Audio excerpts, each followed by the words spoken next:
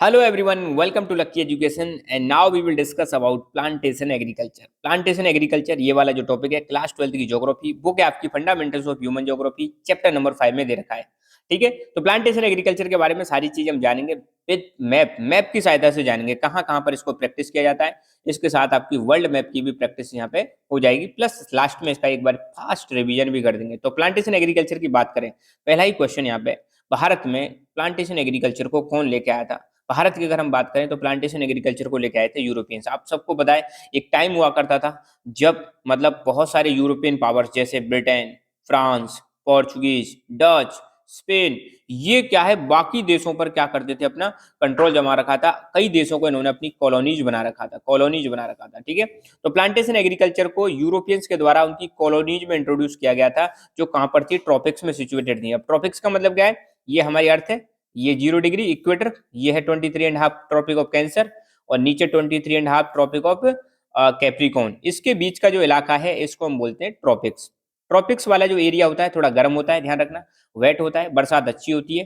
तो यहाँ पर ट्रॉपिकल एरिया में बहुत सारे कंट्रीज को कॉलोनी बना रखा था किसने, यूरोपियन पावर जैसे ब्रिटिश, फ्रेंच, है ना, डच और पोर्चुगीज, इन लोगों ने। तो यहाँ पर इनको इंट्रोड्यूस किया था किसने, यूरोपियन पावर्स ने। तो पहला ही क्वेश्चन बन जाता है, हु इंट्रोड्यूस्ड प्लांटेशन एग्रीकल्चर। तो आपको आंसर देना है, यूरोपियंस ने इंट्रोड्यूस किया था। कहां पर इंट्रोड्यूस किया था, अपनी कॉलोनी में। फिर एक क्वेश्चन ये भी बन सकता है कि प्लांटेशन क्रॉप्स के एग्जांपल दो। तो प्लांटेशन के क्रॉप्स के बहुत सारे एग्जांपल है, जैसे tea, coffee, cocoa, rubber, cotton, palm oil, sugar cane, banana, pineapple, ये सारी की सारी क्या है, प्लांटेशन क्रॉप्स हैं। प्लांटेशन क्रॉप में क्या है, ध्यान रखना, यहाँ पर लार्ज प्लांटेशन होते हैं, बड़े बड़े प्लांटेशन होते हैं। सिंगल क्रॉप को बोया जाता है या सिंगल क्रॉप को ग्रो किया जाता है, सिंगल क्रॉप पर फोकस किया जाता है, या हम कह सकते हैं सिंगल क्रॉप स्पेशलाइजेशन है। ठीक है, हाँ, यहाँ पे आप देख सकते हो कई प्रकार की क्रॉप्स यहाँ पे ग्रो कर रखी है ना।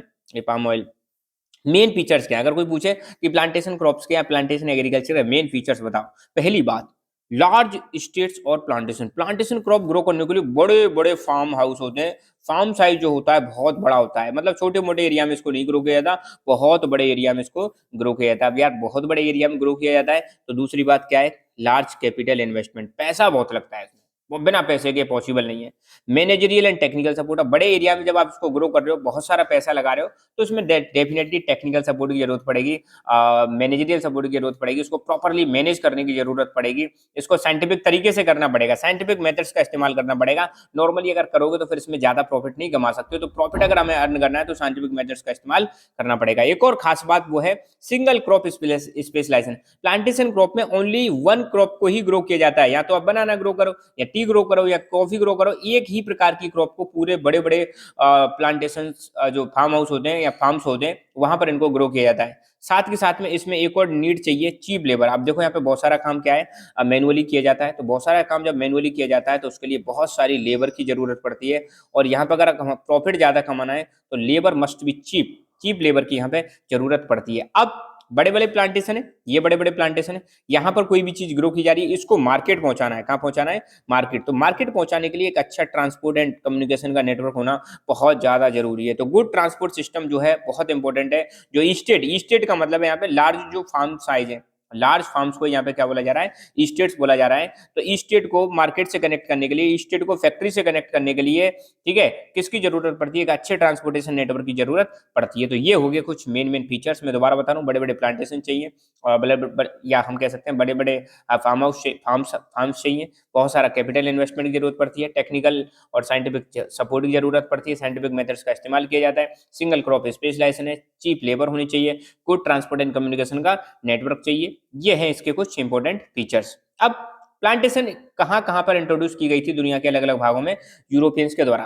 पहली बात करें फ्रेंच, फ्रेंच ने इंट्रोड्यूस किया वेस्ट अफ्रीका में। अब देखो इस वाले रीजन में आपको देखने को मिलेगा यहाँ पर कहीं फ्रांस है, तो फ्रांस वालों ने यहीं पास में ये, अब देखो अब एक्चुअली यहाँ ध्यान देना, ये पूरा की पूरा जो है ये है अफ्रीका। अफ्रीका आपको पता है अफ्रीका महाद्वीप है, अफ्रीका कॉन्टिनेंट है। अफ्रीका को अगर ऐसे आप डिवाइड कर दो तो ये हो जाएगा साउथ, ऊपर हो जाएगा नॉर्थ, इधर हो जाएगा ईस्ट, इधर हो जाएगा वेस्ट।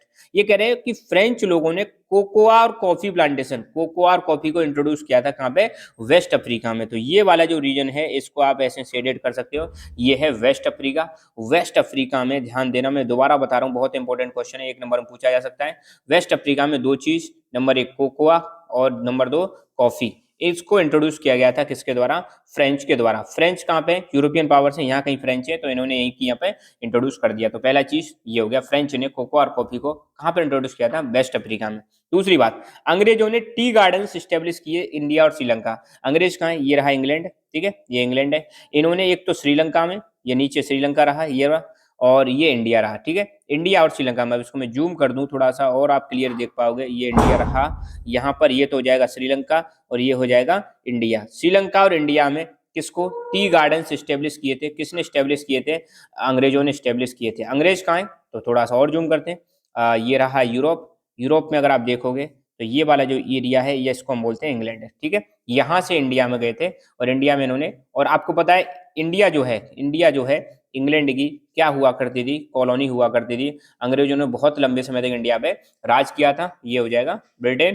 तो ब्रिटेन ने टी एंड कॉफी एक तो श्रीलंका में और एक इंडिया में इंट्रोड्यूस करी थी, ठीक है। तो पहली चीज के लिए हो गई, ब्रिटिशर्स ने टी गार्डन सेटअप किया इंडिया और श्रीलंका में, और रबर प्लांटेशन सेटअप किए मलेशिया। रबर प्लांटेशन कहाँ पे? मलेशिया। मलेशिया कहाँ है? अब आपको बताया इंडिया की बगल में ही यहाँ पर आपको देखने को मिलेगा मलेशिया। तो मलेशिया में सेटअप किए थे क्या? रबर के प्लांटेशन। और शुगर केन और बनाना ये भेजे इन्होंने वेस्ट इंडीज में। अब वेस्ट इंडीज का मतलब क्या है? अब देखो, ये है आपका नॉर्थ अमेरिका और ये है आपका साउथ अमेरिका। यहाँ पर छोटे छोटे बहुत सारे आइलैंड कंट्रीज हैं, इन्हीं को मिला के हम बोलते हैं वेस्ट इंडीज। क्या बोलते हैं? West Indies. तो वेस्ट इंडीज में यहाँ पर इन्होंने बनाना और शुगर केन के प्लांटेशन इंट्रोड्यूस किए थे अंग्रेजों ने वेस्ट इंडीज में। तो ब्रिटिशर्स 3 जगह पे गए, ध्यान देना, ब्रिटिशर्स ने 3 जगह पर। नंबर 1, टी कहाँ पर इंट्रोड्यूस करी? टी इंट्रोड्यूस करी इंडिया और श्रीलंका। नंबर 2, रबर कहाँ पर इंट्रोड्यूस करी? Malaysia. Number 3, sugar cane and banana कहाँ पर इंट्रोड्यूस किया?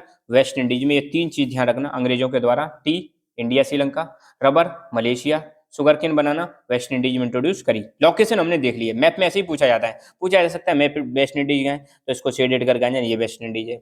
इंडिया कहाँ है? ये रहा इंडिया। श्रीलंका कहाँ है? ये रहा श्रीलंका। मलेशिया कहाँ है? ये रहा मलेशिया। वेस्ट, अच्छा ये तो बस इतना ही ध्यान रखना है। खैर, अब हम देखेंगे स्पेनिश और अमेरिकन। स्पेनिश और अमेरिकन इन्होंने कोकोनट और शुगर केन प्लांटेशन स्टेब्लिश किए कहाँ पर?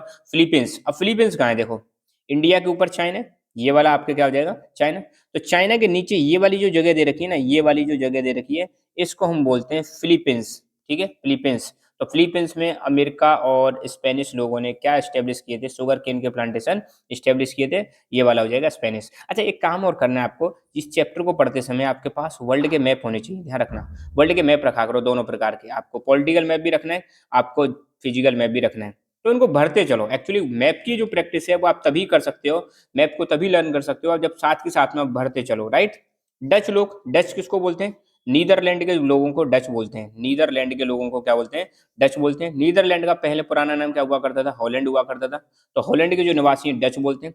तो डचों ने एक बार मोनोपोली स्टेब्लिश कर दी कहाँ पे? इंडोनेशिया में, शुगर केन प्लांटेशन में। तो इंडोनेशिया का है, देखो ये जो है ये वाला एरिया, इसको हम बोलते हैं साउथ ईस्ट एशिया। क्या बोलते हैं? South east Asia. और यहाँ पर एक पॉलिटिकल ऑर्गेनाइजेशन है जिसका नाम है आसियान। क्या नाम है? आसियान, जिसकी फुल फॉर्म है association of south east Asian Nations. तो इस साउथ ईस्ट एशिया में कंट्री है इंडोनेशिया। तो डच लोगों ने यहाँ पर शुगर केन प्लांटेशन में मोनोपोली स्टेब्लिश कर ली थी। तो ये देखो आप, ये है ऑस्ट्रेलिया, ये है न्यूजीलैंड, और यहाँ पर अगर आप देखोगे तो ये वाला जो रीजन दे रखा है, ये वाला रीजन, ये है आपका इंडोनेशिया, ठीक है। तो बिल्कुल ऑस्ट्रेलिया के ऊपर ये वाले जो, इंडोनेशिया कहाँ है? इंडोनेशिया के बारे में एक बार देखते हैं। तो मैप को जूम करोगे तो ये वाला जो रीजन है, ये वाला जो रीजन है, ये हो गया आपका इंडोनेशिया। इंडोनेशिया जो है आपका पड़ता है साउथ ईस्ट एशिया में। किस में पड़ता है? South east Asia. तो इंडिया के बिल्कुल इधर की साइड में साउथ ईस्ट एशिया, ये इंडोनेशिया हो गया।